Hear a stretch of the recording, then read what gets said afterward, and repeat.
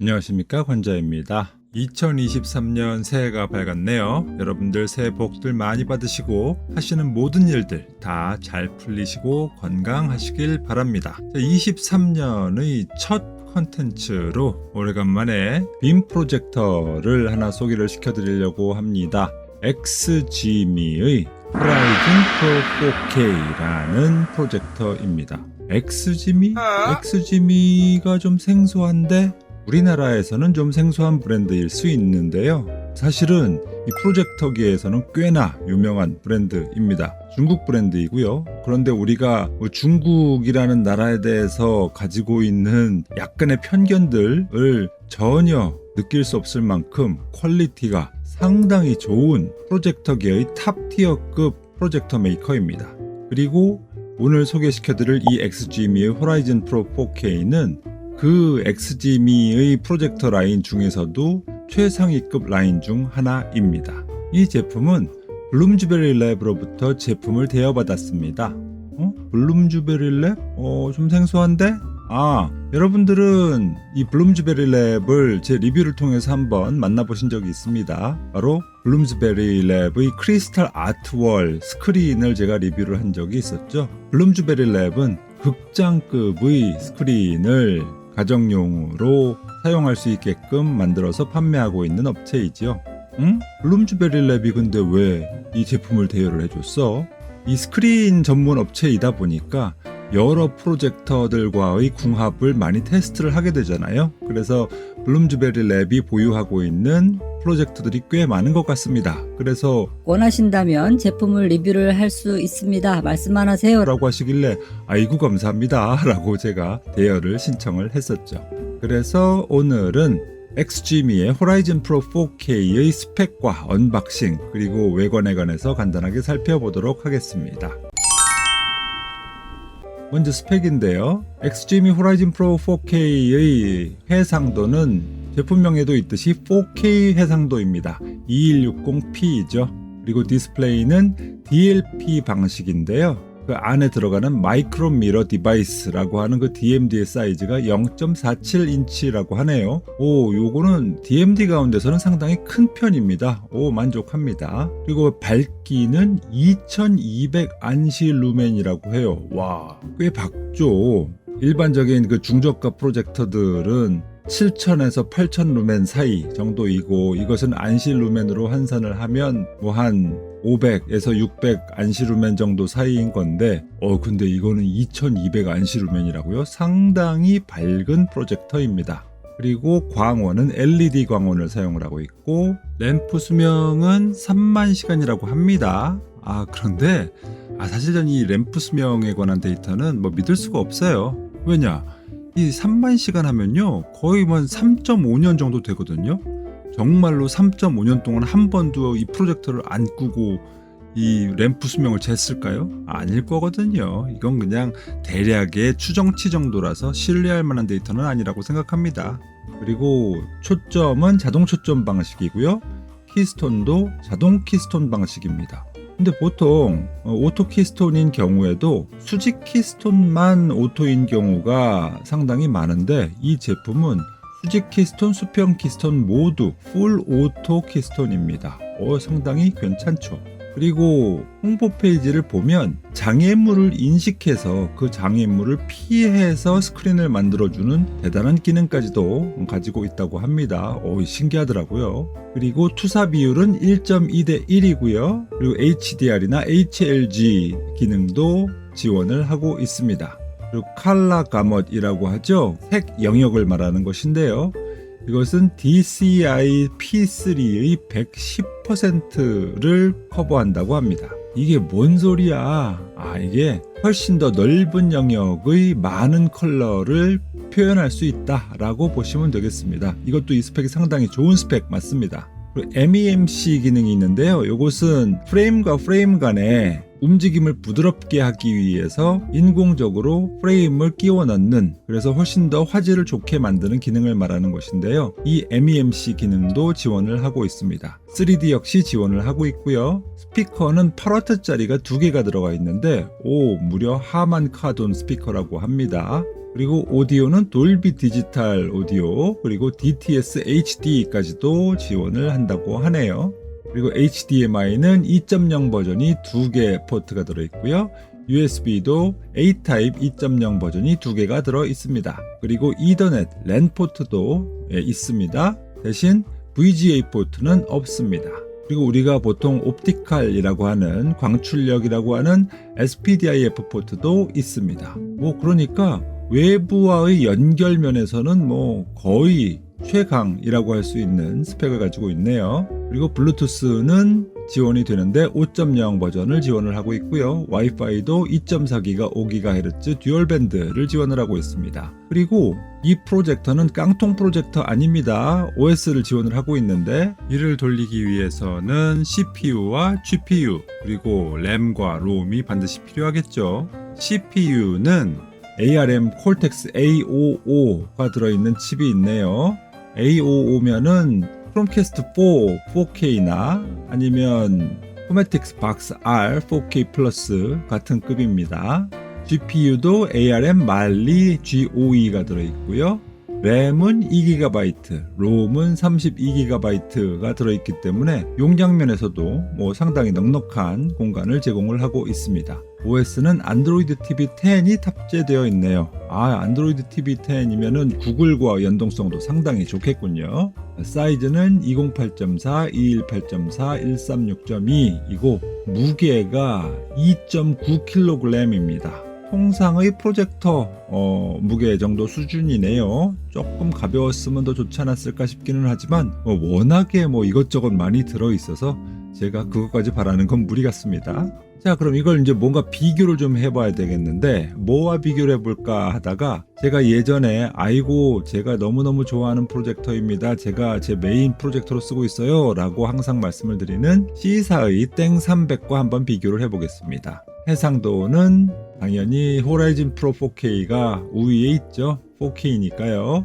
그리고 디스플레이는 C사의 땡300은 DLP 방식인데 DMD 사이즈가 0.33인치거든요. 역시 호라이즌 프로의 4K가 우위에 있습니다. DMD 사이즈가 큰 게 좋은 거야? 예, 큰 게 좋습니다. 왜냐하면 DMD가 거울이라고 했잖아요. 거울이 크면 빛을 더 많이 반사를 할 수 있죠. 훨씬 더 밝은 화면을 얻을 수 있다라는 것입니다. 그런 측면에서 DMD 사이즈는 큰 것이 더 좋은 것이다 라고 알고 계시면 되겠습니다. 방어는 똑같이 LED고요. 램프 수명도 똑같이 3만 시간이네요. 그런데 이거 의미 없는 데이터라고 말씀드렸었죠. 그냥 일반 수은 램프 방식보다 램프 수명이 훨씬 더 길다 정도의 의미로만 받아들이시면 되겠습니다. 포커스는 둘 다 오토포커스고 키스톤은 오토 키스톤인데 C사의 땡300은 수직 키스톤만 오토 키스톤이 지원이 됩니다. 그런 면에서 역시 엑스지미의 호라이즌 프로 4K가 우위에 있다라고 볼 수 있겠네요. 투사 비율도 1.2대 1로 똑같고요. HDR, HLD 둘 다 지원을 합니다. 그리고 컬러 가맛 해경영역은 여긴 또 REC 709의 135%다 라고 얘기를 하는데요. 이러면 이제 좀 헷갈려지는 거죠. 기준이 달라지는 거잖아요. DCI P3하고 REC는 기준이 어떻게 되는데 이걸 보여드릴게요. 예, 이렇습니다. 하얀 선이 REC 709의 영역이고요. 그리고 DCI P3는 노란색 영역이거든요. 그러다 보니까 REC 709를 넘어서더라도 DCI P3가 훨씬 더 많은 영역을 커버를 하고 있기 때문에 DCI P3의 110%인 호라이즌 프로 4K가 우위에 있다라고 볼 수가 있겠네요. 둘 다 MEMC 지원하고요. 3D도 둘 다 지원합니다. 스피커는 C사의 땡300의 경우에는 5W짜리가 2개 들어있어요. 그러면은 당연히 와트수도 크고 또 스피커 메이커도 하만 카돈이니 호라이즌 프로 4K가 좀 더 우위에 있다라고 말씀을 드릴 수가 있겠네요. 실제 사운드의 퀄리티에 관해서는 제가 다음 시간 정도에 말씀을 드릴 수가 있을 것 같아요. 그리고 오디오는 C사의 땡300은 돌비 서라운드를 지원을 하지만 DTS HD는 지원을 하지 않습니다. 근데 사실 이거는 큰 차이 아니라고 저는 보여집니다. 왜냐하면 DTS HD를 지원하는 포맷이 내지는 영상이 그렇게 많지 않아요. 그래서 실생활에서 DTS HD를 지원을 해서 내지는 안 해서 느껴지는 좋음 내지는 불편함 이런 것들이 크게 와닿지 않습니다.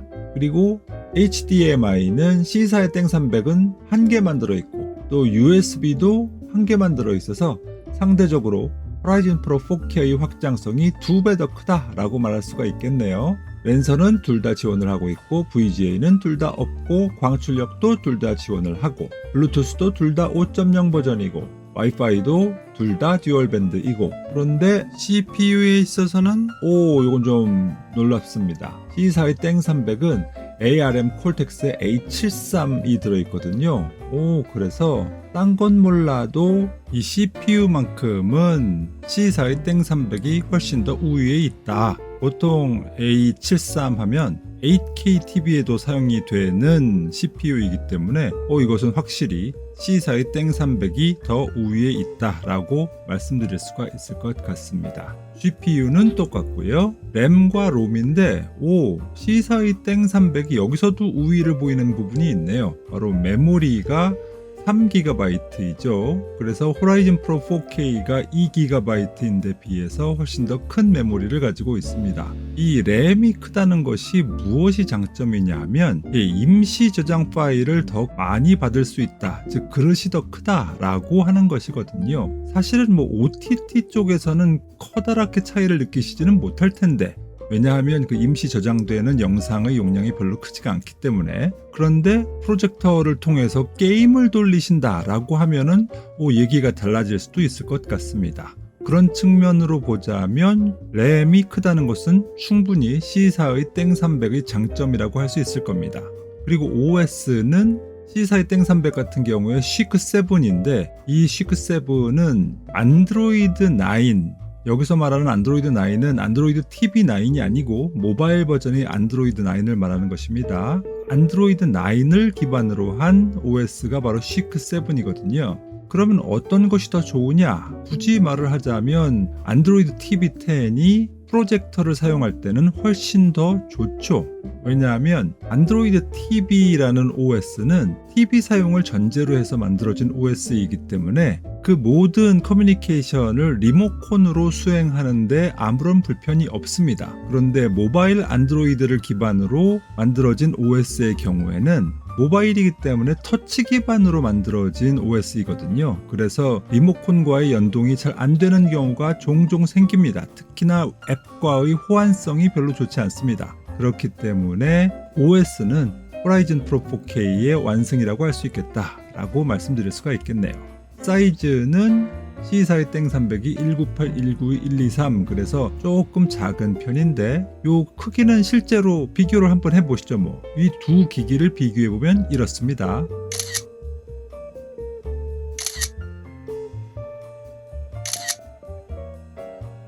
무게도 C사의 땡300이 2.08kg으로 좀 더 가볍죠. 이 정도가 스펙의 비교가 되겠습니다.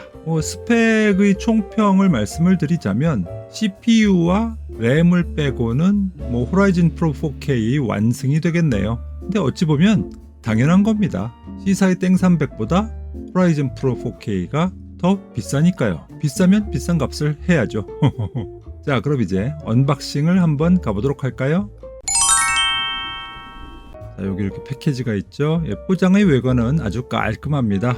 마치 무슨 애플 제품을 보는 것 같은 느낌이에요. 하얀색 바탕이 아주 제품만 떡하니 있어서 아주 깔끔한 느낌을 줍니다. 뚜껑을 열고 이 안에 들어있는 스티로폼을 열어보면 이렇게 바로 본체가 보이는군요. 묵직합니다. 밑에 있는 스티로폼을 드러내면 안에 액세서리 박스가 보입니다.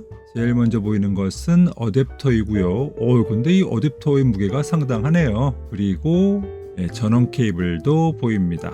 자, 어댑터의 길이는 1.4m고요. 전원 케이블의 길이는 1.2m입니다. 그래서 이 어댑터와 전원 케이블을 연결을 하게 된 총 케이블의 길이는 2.6m입니다.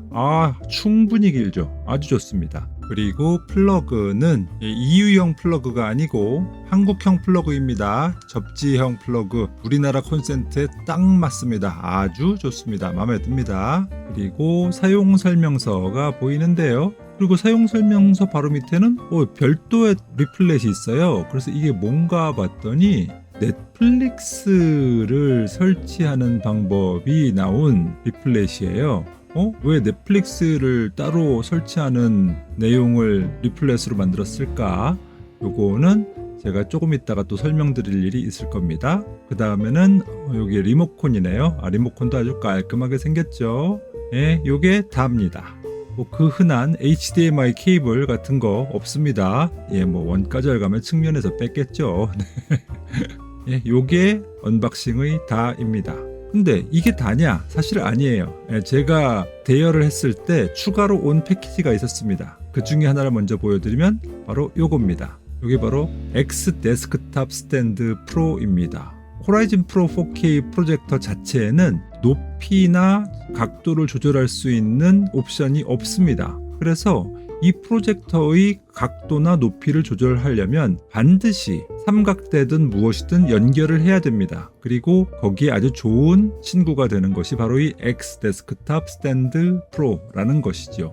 자, 이렇게 뚜껑을 열어보면 이렇게 생겼습니다. 스탠드가. 이거요? 이거 쓸만합니다. 요거 제가 조금 이따 또 설명을 좀 드릴게요. 스탠드의 나사를 호라이즌 프로 4K의 밑에 있는 나사 구멍에 맞춰 가지고 돌려주면 이렇게 연결이 되게 되는 것입니다. 그럴듯하게 생겼죠? 괜찮습니다.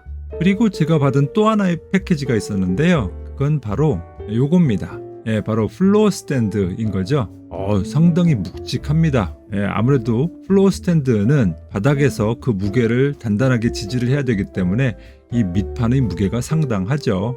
이렇게 뚜껑을 열어주고 안에 있는 내용물을 빼보면 바로 밑판이 보이지요. 무슨 엽기 같아요. 그리고 옆에 있는 커버를 들어 올리면 그 안에 지지대, 봉이 나오네요.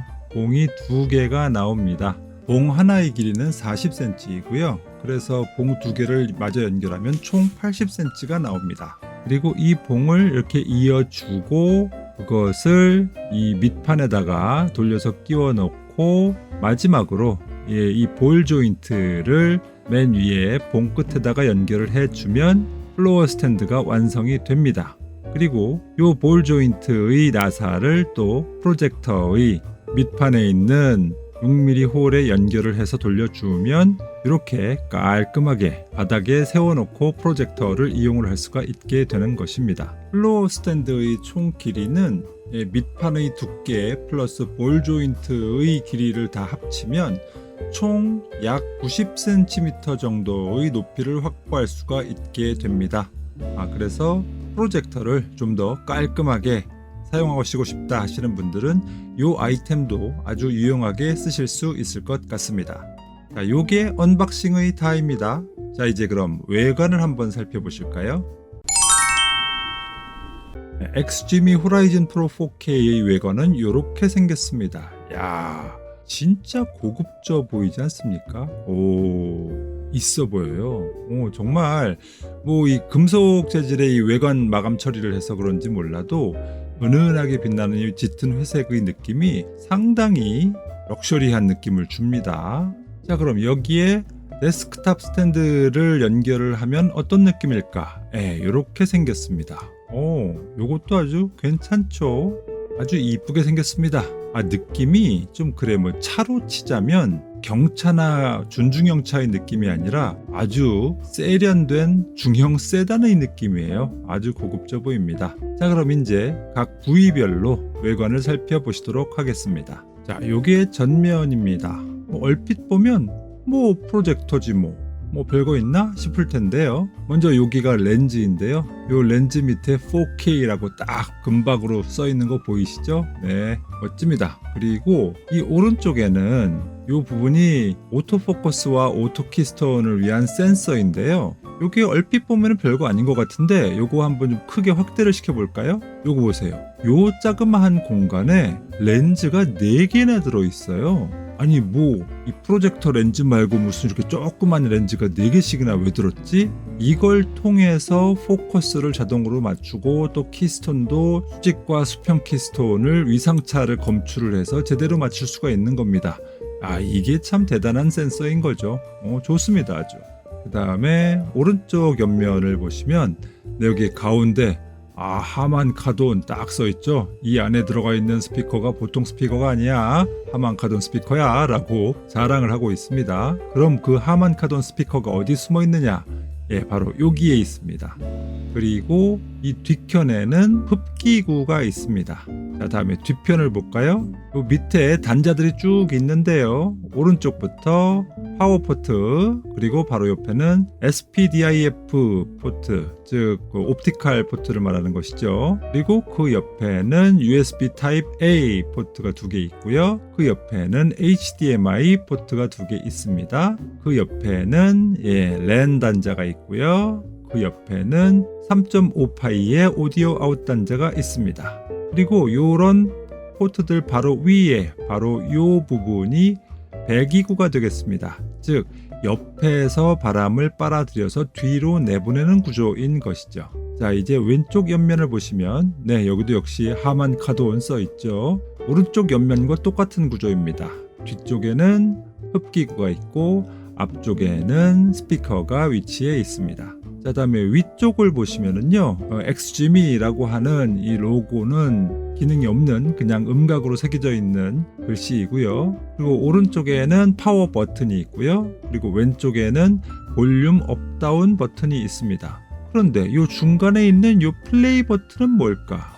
요게요. 되게 신기해요. 이게 블루투스 뮤직 플레이 버튼이에요. 이게 무슨 소리야? 네, 바로 여기 이 XGM 호라이즌 프로 4K는 블루투스 5.0을 지원을 한다고 했잖아요. 요것을 스마트폰과 연동을 시키면 이 프로젝터에서 바로 다이렉트로 음악을 재생할 수가 있습니다. 그래서 프로젝터 화면을 직접 이용하지 않고 음악만 듣고 싶을 때 요것만 누르면 음악이 나오고, 그리고 한 번 더 누르면 음악이 일시 정지되고 하는 기능을 지원하는 버튼입니다. 이것도 생각보다 꽤 편리합니다. 근데 이 비싼 프로젝터를 스피커로 이용한다? 이거 조금 아까운 거죠. 자, 다음에 밑면을 봅시다. 밑면에는 삼각대나 데스크탑 스탠드의 연결을 위한 6mm 나사 홀이 보입니다.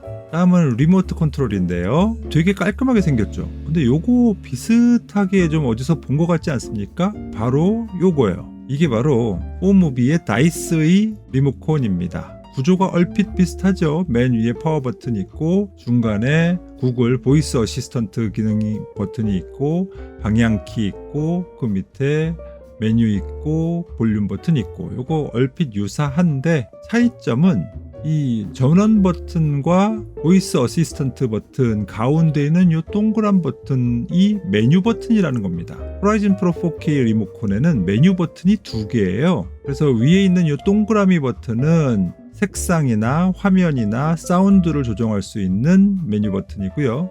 아래에 있는 이 석삼자 같은 이 메뉴 버튼은 일반적인 설정을 할 수 있는 메뉴 버튼입니다. 이렇게 기능상이 좀 나뉘어 있네요. 굳이 왜 이렇게 나눠놨을까 좀 의아하기는 합니다. 그리고 요 아래에 덩그렇게 떨어져 있는 요 버튼은 바로 포커스 버튼입니다. 그래서 어느 상황에서나 이 포커스 버튼을 누르면 초점을 제대로 다시 잡아주죠. 요게 외관의 다예요. 자, 그럼 이제 여태까지 살펴본 것을 바탕으로 해서 장점과 단점을 한번 체크를 해보도록 합시다. 일단 호라이즌 프로 4K의 아쉬운 점이라기보다는 이건 단점이 맞는 것 같은데, 넷플릭스가 좀 문제가 됩니다. 무슨 소리야?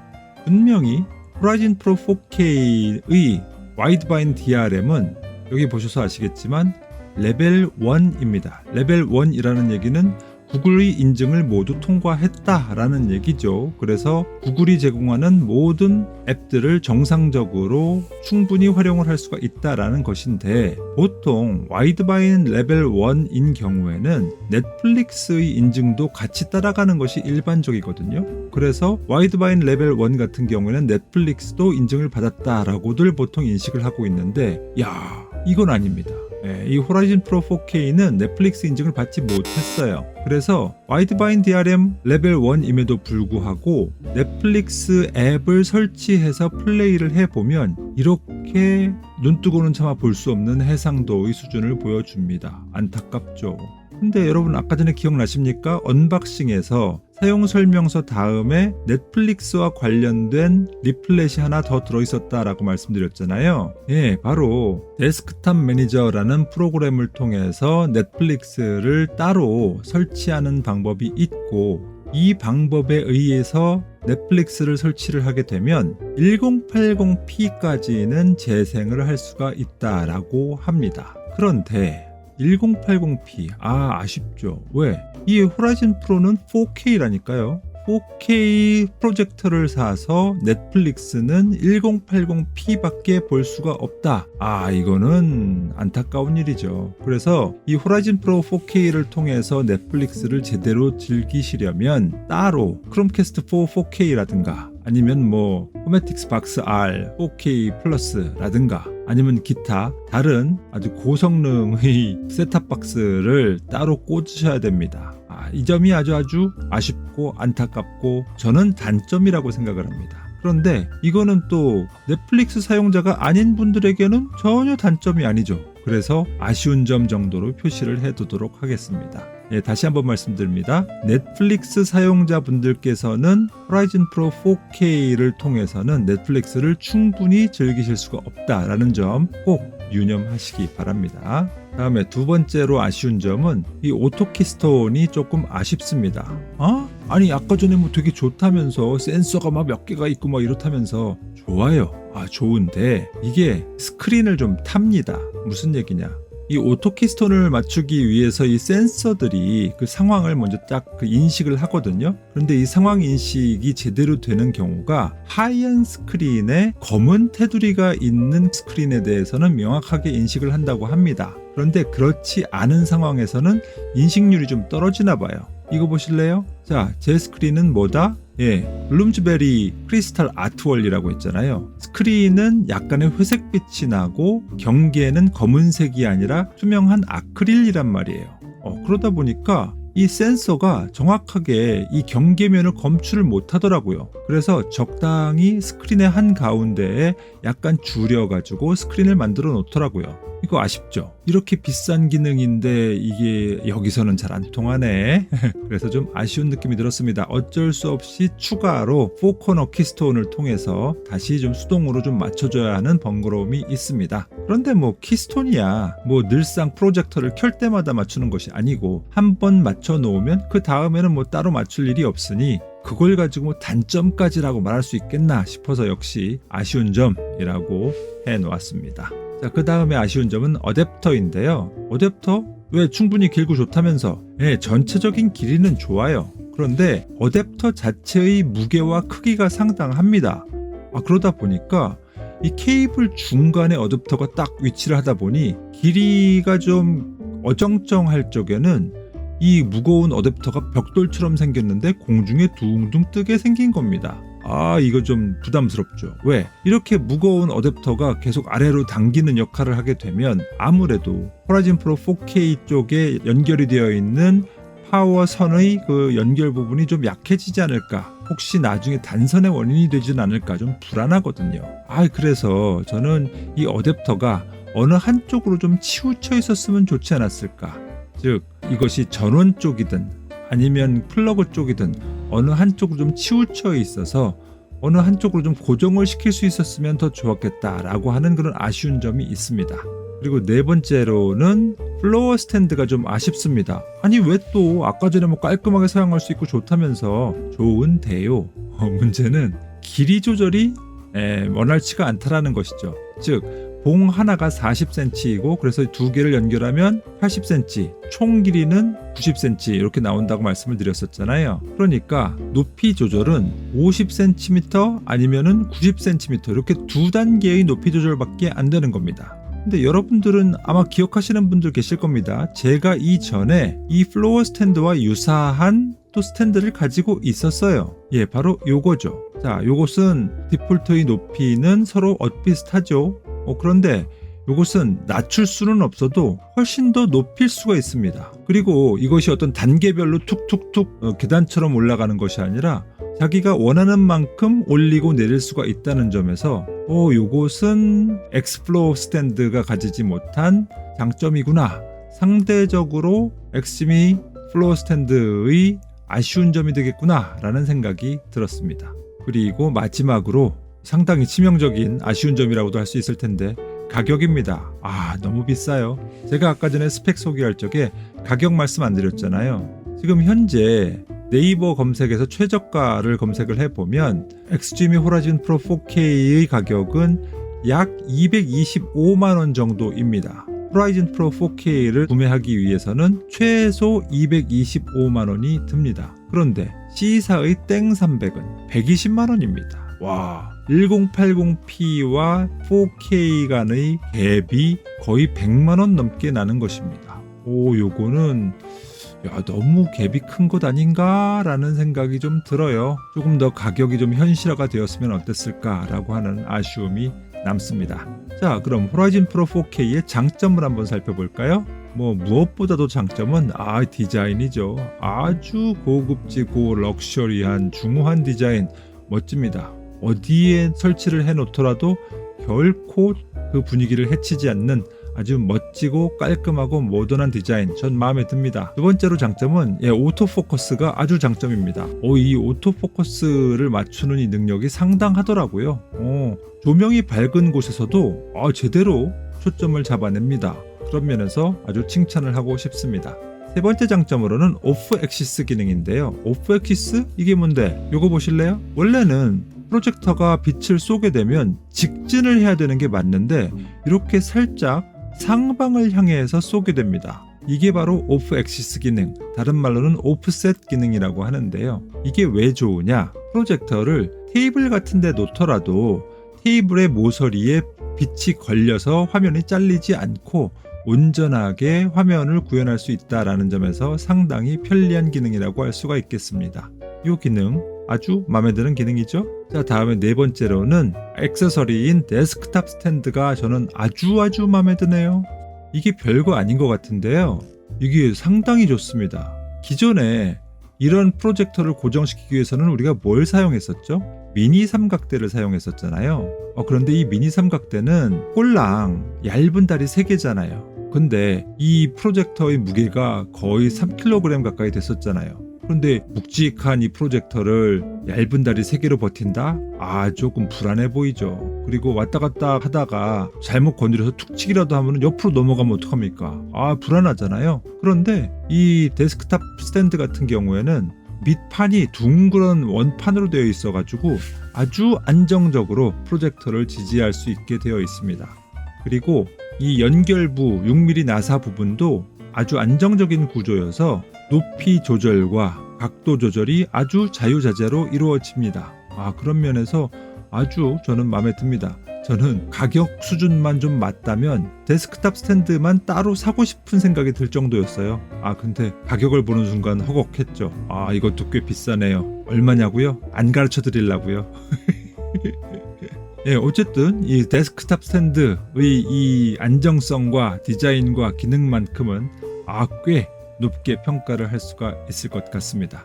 이 정도로 오늘은 정리를 좀 해보도록 하죠. 다음 시간에는 XGMI 호라이즌 프로 4K의 메뉴와 성능 그리고 총평까지 해보도록 하겠습니다. 오늘도 아주 상세한 설명 좋아, 한번 구매해볼까 생각을 하고 있었는데 많은 도움이 됐어 라고 생각이 드셨다면 구독, 좋아요, 알림 설정 부탁드리겠습니다. 저는 그럼 또 다음 시간에 찾아뵙도록 하겠습니다. 감사합니다. 누구냐 너? 강자